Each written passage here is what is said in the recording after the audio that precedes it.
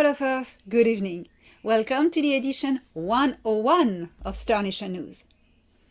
In this week edition, second edition of 2026, we will go in further detail in the terraforming of Mars, see what is going on in the galaxy, of course, as usual, and also have an interesting message from the Council of Alnilam. So are you ready for more fun, excitement, and true news of this star system, of our star nation? Well, fasten your seatbelts and engage.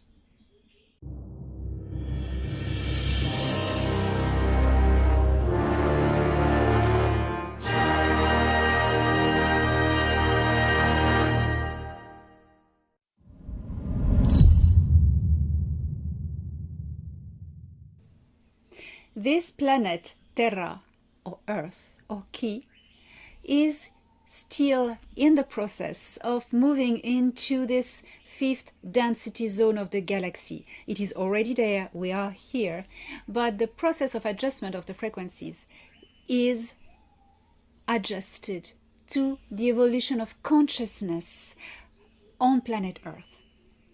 What does this mean? It means that when in a lower vibration of consciousness, means consciousness driven by fear, ego, self-serving dynamics, are more likely to struggle more and suffer in that transition as they are suddenly confronted to a wall of higher frequency that vibrates faster. So that is why we've been encouraging you in the Galactic Federation of Worlds to raise your frequency. Remember, since 2019, Thorhan Eredion hasn't stopped telling you, you have one job: raise your frequency. Because we knew what was coming, this formidable shift into the fifth density of existence of this galaxy. So if you want things in your life to smooth and go like feeling if you had more luck and feeling more energized, more dynamics, stop giving out to fear, to self-serving. Embrace the awareness and the wisdom that we are not separate beings competing against each other. We are not here to be better than another, to be the best in the world. We are here to be the best version of ourselves, not compared to others, nor your environment, nor your society. No, compared to your potential, who you are, who you can be, and who you are meant to be, who you already are, but not really tuning into this state of being for the moment yet. Be the best version of yourself, not the best in the universe. That's a fundamental wisdom.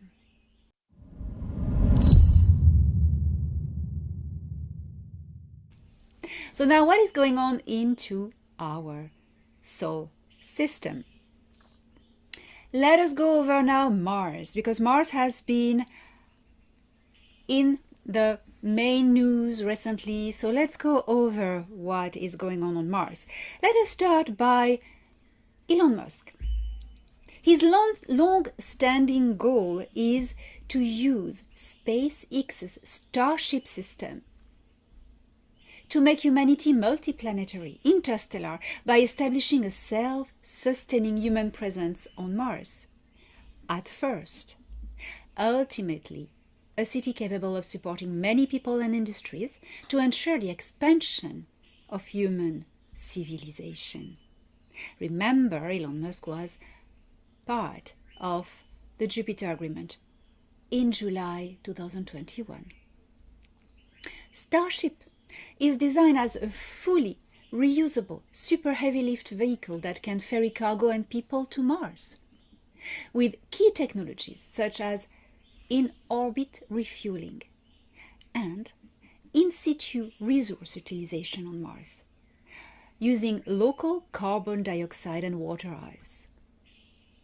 A critical hurdle for Mars mission is the orbital refueling, because transferring propellant in space is the thing. So a Mars-bound starship has the fuel it needs for the long journey. So SpaceX has delayed earlier targets and now plans the first orbital refueling demo by mid-2026. A refueling demo, not a trip to Mars, okay? All that the Galactic Federation can do is adapt to the struggle of technical testing of SpaceX, of Elon Musk technologies. They had agreed to do landing on Mars in 2027, but experience some issues, so we are adjusting to them. We will see in the meantime what the Galactic Federation of Worlds is doing on Mars. But let's continue to see Elon Musk's current timeline and expectations. Well, SpaceX is no longer expecting to send an uncrewed Starship to Mars this year, 2026, because of all these technical improvements and issues and tests that have to be done before. So Musk described such an attempt as distraction, given unresolved technical hurdles. He previously gave a 50% chance for a late 2026 launch in earlier planning, but that's not going to happen now. The next optimal launch windows, when Earth and Mars align for efficient travel, occur roughly every 26 months.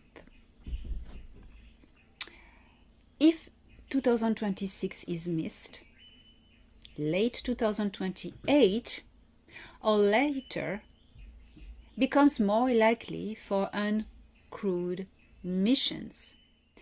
Elon Musk is planning the first crewed Mars landing targeted around the late 2028 to early 2030s, though many experts see 2031 as more realistic. But this is, I repeat, according to the development of the disclosure plan that can speed up everything regarding new technologies, exotechnologies being implemented. It can be really earlier. Musk's long-term idea remains to build a self-sustaining Martian city, requiring massive cargo delivery, power infrastructure, construction and habitation systems, and in-orbit refueling for propellant and life support materials. SpaceX own descriptions explicitly tie these efforts to industrial growth and economic opportunities, both on Earth and Mars. Earlier plans included sending Tesla Optimus robots with early Starship's missions and even before human crews to help prepare the Martian surface. Well, we will see that the Martian surface is already being prepared. A future Martian Starlink network, though, is envisioned to provide communication infrastructure on Mars.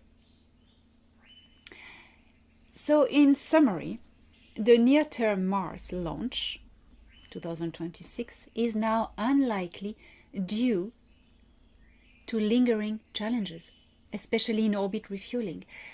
The uncrewed Mars missions is still targeted between late 2028 and 2030. That's the optimistic scenario. Crewed Mars landing likely early 2030s or later, with technology milestones still ahead. Elon Musk's ultimate vision is a long-term, potentially self-sustaining city on Mars, and it remains the guiding premier goal of SpaceX. even as schedules evolve. Now, on Mars, there has been Alpha Centaurian colonies since the liberation of Mars in 2021. Alpha Centaurian colonies have been brought by the Galactic Federation of Worlds to help the Tiru, the inhabitants of Mars, reptilians and insectoid communities, to rebuild their planet and also to prepare to make of Mars a hub for new colonies, giving back the Tiru their surface habitat, and also installing their defense system for the solar system that is to be called the Mars Alliance, that will one day collide with the Earth Alliance to become the Sol Alliance. Jen Han Eredion. Before being transferred to the Aries Prime Station to work with the Earth Alliance scientists on the repair of Mars' biosphere, Jen Han, Thor Han's younger brother and star maker, terraformer, has been working in an Alpha Centaurian biodome. He was responsible at the start for the regulation and containment of bioengineered microorganisms cultured along the interior lattice of the primary biodome. His assignment was often described as routine, but under Martian conditions, designated tier in their charts, there is no such thing as low-risk ecological work. The Seleuci introduced a fully integrated exobiological system upon arrival. While efficient in closed environments, their organisms interact unpredictably with Tier's weak, unstable biosphere, which remains saturated with perchloric compound. And when you touch to a weather system by touching to small component of the biosphere, it makes a butterfly effect, and it can cause raging storms, earthquakes even, and tectonic activity has never been recorded before. This unstable biosphere remains saturated with the perchloric compounds. Even minor fluctuations in microbial density can destabilize the soil's chemical equilibrium. The strains under Jen Han's supervision metabolized perchlorates and synthesized lithium perchlorate as an intermediate byproduct. When maintained within a narrow thermal range, they initiate controlled oxygen release through catalytic decomposition. This process must be executed very carefully. Excessive seeding or abrupt temperature shift would trigger oxidative shock, not only within the biodome but across the surrounding subsurface environment. Contrary to assumptions, as you understand by now, Mars is not biologically inert. A residual biosphere persists, primarily in subterranean strata underground.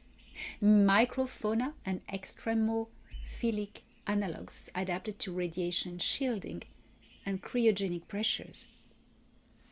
These systems have remained metabolically stable only because surface interference has been minimal. That is where all the colonies of the Tiru and the different insectoid clans have been living since the great catastrophe that ravaged Mars' atmosphere. The planet's biosphere suffered a catastrophic collapse in a previous epoch. Indeed, the destruction of the fifth planet generated Mars' atmospheric loss that led to radiation exposure that stripped the surface life and fractured long-term ecological feedback loops. Tyr, or Mars, has existed in a meta-stable state ever since. Large-scale colonization under such conditions introduces unacceptable variable. From a terraforming standpoint, premature habitation risks irreversible contamination of a native biochemical pathways. The Galactic Federation of Worlds' operational focus remains strictly on gradual, slow terraforming protocols.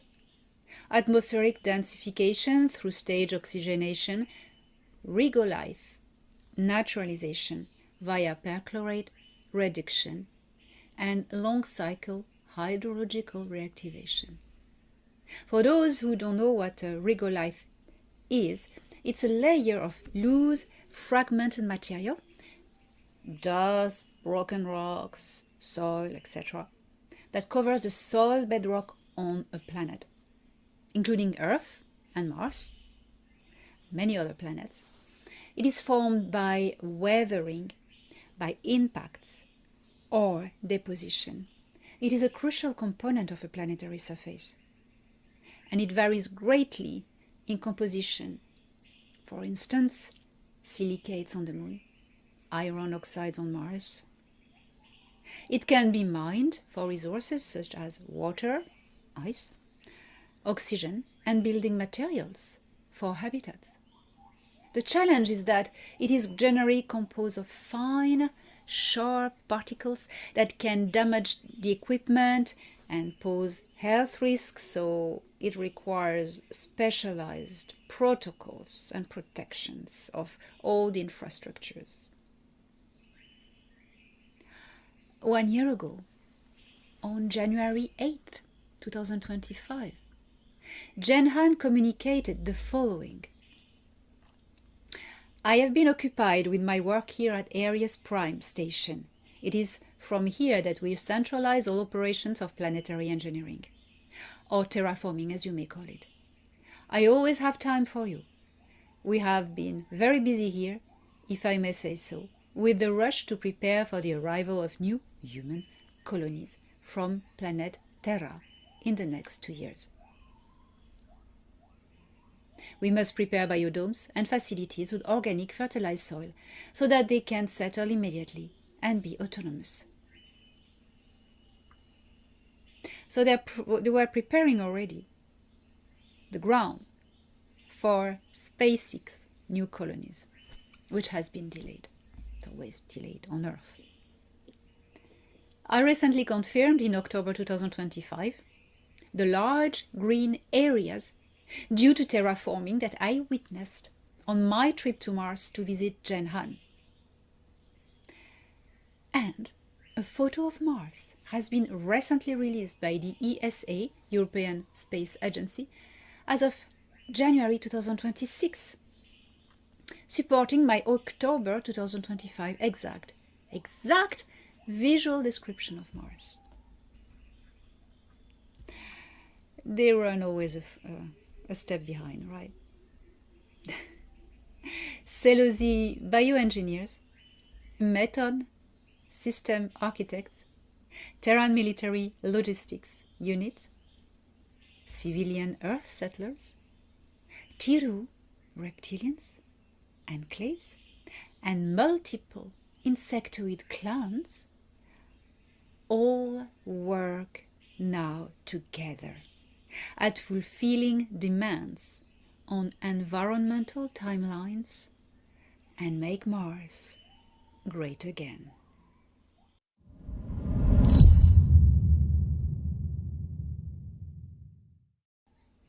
The balance of peace in this galaxy is improving, and all conflicts regarding to the Sikaar Empire's war are slowly settling.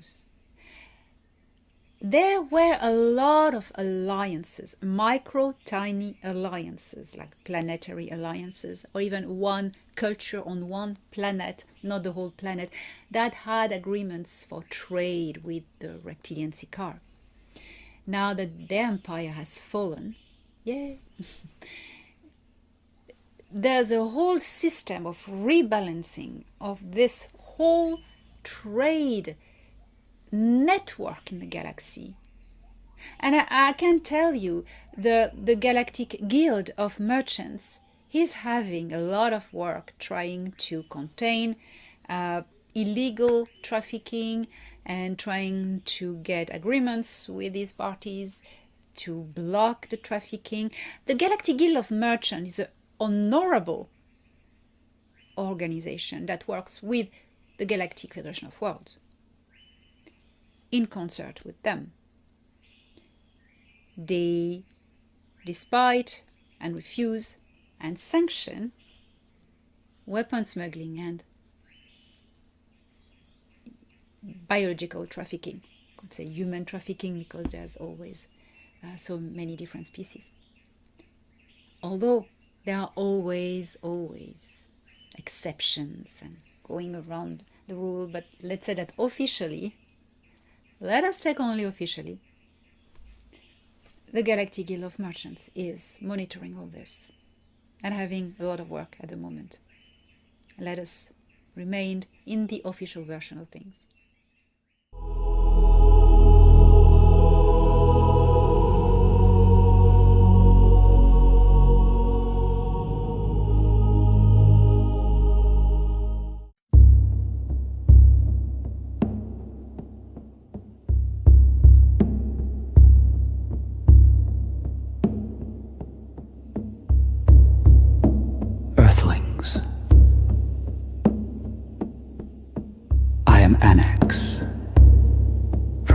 Of Zagara.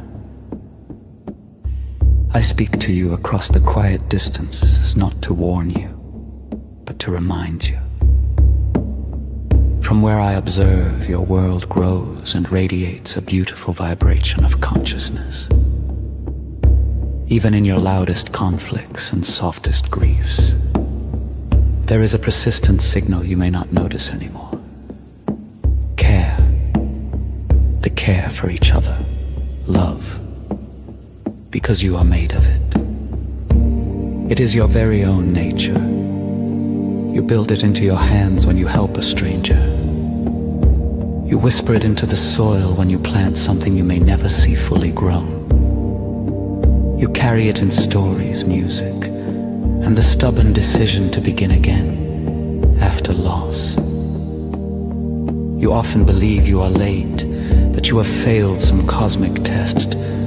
This is not true. Civilizations do not mature by avoiding mistakes, but by learning how to stay present with them. You are learning, slowly, unevenly, but sincerely, how interconnected you truly are with each other, with your planet, with creation, with futures that you have already manifested.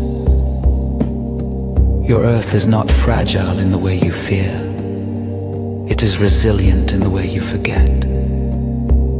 And so are you.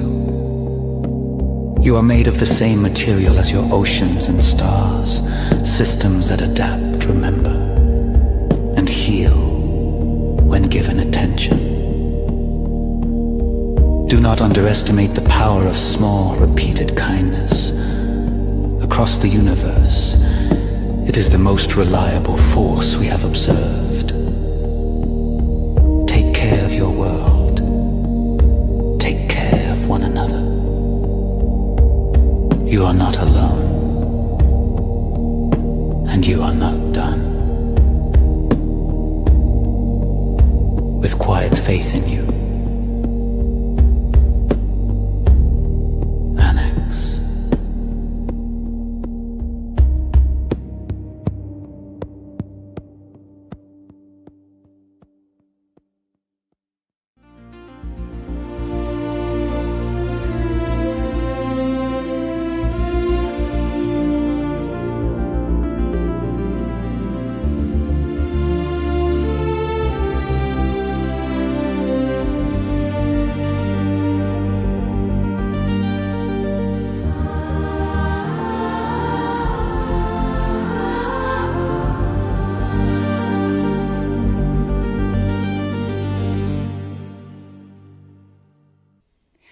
I will be presenting a talk in Pétos, France, on May 9th, 2026, on my way to Sweden,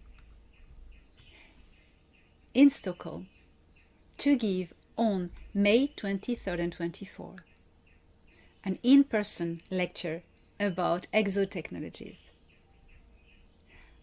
When Stockholm conference will be passed, I will be in Japan, in Tokyo, for another amazing conference on June 14.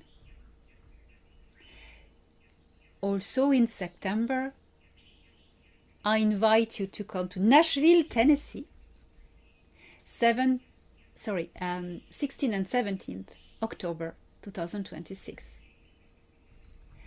This is not finished for 2026 because I will be in Dubai, November 2026, where something huge is on the making. So all these conferences all over the world, where I am delighted to go, will be for me an opportunity to meet you. We'll have some amazing time together, and there's nothing better than meeting someone physically for the frequency. When you meet the frequency field of someone, you know.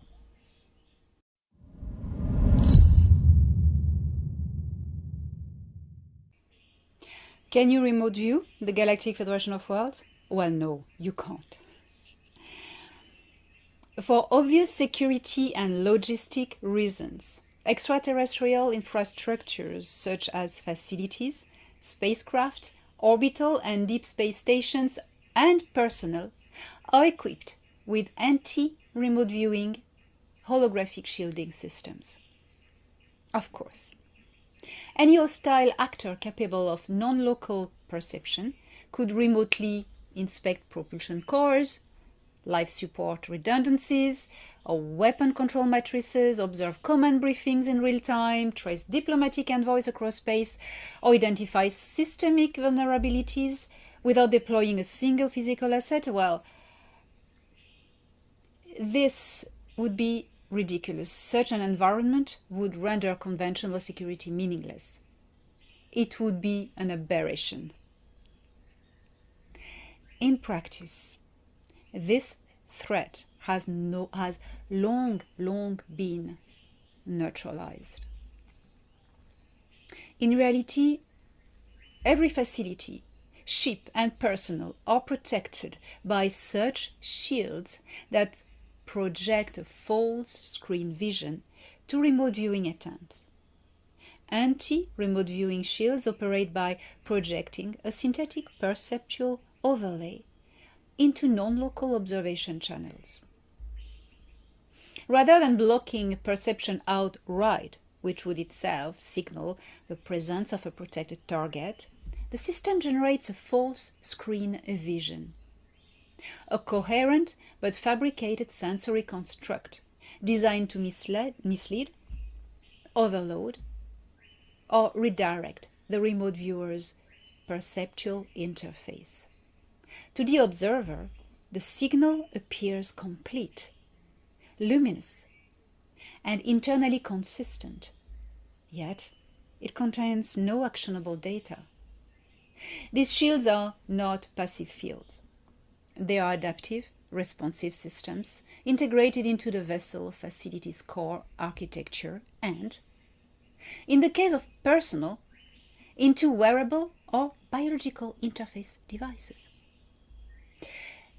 The shielding continuously analyzes incoming non-local probing patterns and adjusts the projected holographic output accordingly, just as artificial intelligence does. Low-grade remote viewing attempts are diverted into benign decoy environments. High-resolution or sustained intrusions trigger defensive responses, most commonly experienced by the remote viewer as intense light saturation, spatial disorientation, or perceptual collapse. The effectiveness of this system has been empirically verified. A notable confirmation came from a controlled series of trials conducted by Tony Rodriguez's research team, composed of trained remote viewers operating under strict double-blind protocol. In this test, the viewers were provided only with anonymized alphanumeric reference codes and no contextual information regarding the target whatsoever. Upon my request, the target was set as Thoran's Orbital Station, a high-security installation with full-spectrum counter non-local defenses. And across multiple sessions, independent viewers reported identical failure modes and were incapable of investigating further.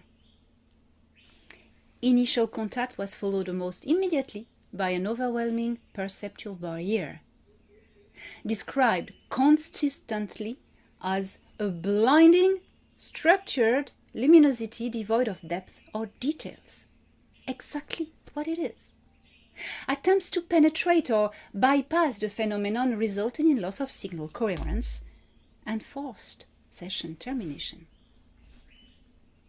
No internal structures or personnel or systems could be observed. Statistical analysis confirmed results were well beyond chance coincidence. Among advanced civilizations, unshielded assets simply do not exist. Any vessel, habitat, or operating without an anti-remote viewing protection would be considered critically compromised. In this context, remote viewing is treated not as a mysticism but as a known intelligence vector, accounted for, countered, and rendered strategically irrelevant. Those unfamiliar with off-world operational doctrine often assume that secrecy is maintained through obscurity, but in reality, it is maintained through perceptual control. You may look, but what you see is never the truth.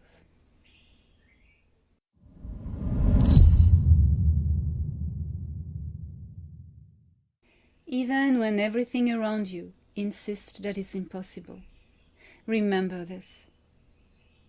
Despair is not a verdict. It is a moment. And moments pass. You are not limited to the evidence of the present. What you see now is only a snapshot, not the full story of what you can become or create. Reality is not fixed. It is shaped, slowly and quietly, by the choices you make when no one is watching and when hope feels hardest to hold. There will be days when the world feels heavy, when circumstances seem louder than your dreams. On those days, choosing not to despair is an act of courage. It doesn't mean pretending everything is fine. It means believing that this moment is not the end of your possibilities. Creation often begins in unseen places. Persistence when results aren't immediate. In faith when proof is absent. In taking one small step despite fear. You don't have to change everything at once. You only have to keep going.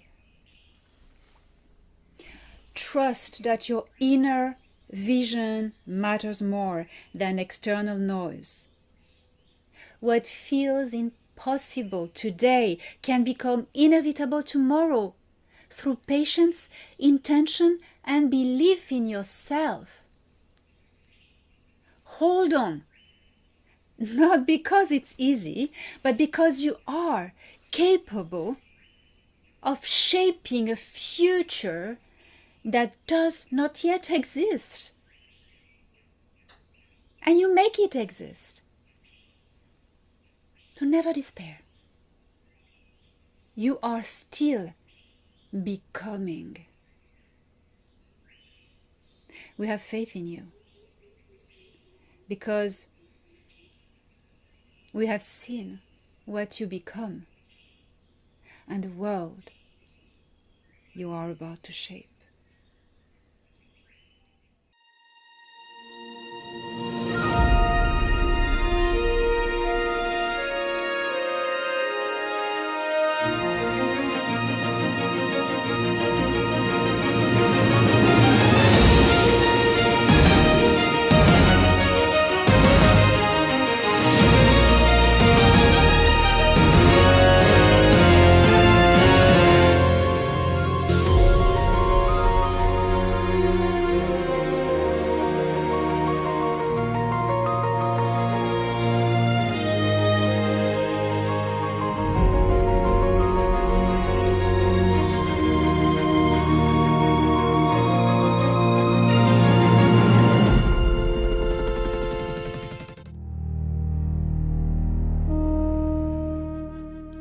The diversity of human genomes in the Carina Nebula is truly astonishing.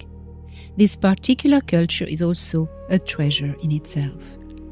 The Shur or Shuri are also a very ancient human culture, and they predate the seeding of the human genome in the Man system, in the Lyra constellation, as they are originally from the galaxy Pegasus NGC 7331, and came to this galaxy with the Seeders a long time ago. As a matter of fact, the Shuri are descendants of an Altian colony that settled in the Carina Nebula to monitor the development of human races in Nataru. Over time, they assimilated into the life and organizations of this galaxy, undergoing genetic adaptive mutations due to the nebula's radiation. Their skin hardened, and their eyes took on a mesmerizing golden glow. The Shuri are welcoming and always eager to offer guidance in spiritual matters, personal and social evolution, sharing the benefits of their wisdom as well as of their advanced technologies, as an interface consciousness. The Shuri embed plasmic intelligence into their spacecrafts and more mundane devices, allowing them to interface directly with their technologies using only the power of their consciousness. They are not part of any galactic organization in Nataru, as they still relate to the Intergalactic Confederation and the Nine, with whom they are in contact on a daily basis. The Shuri closely monitor the envoy programs to Earth, although they do not actively participate in any of them. They have a beautiful space fleet of iridescent orbs and saucer-shaped crafts, which they call the Crystal Fleet.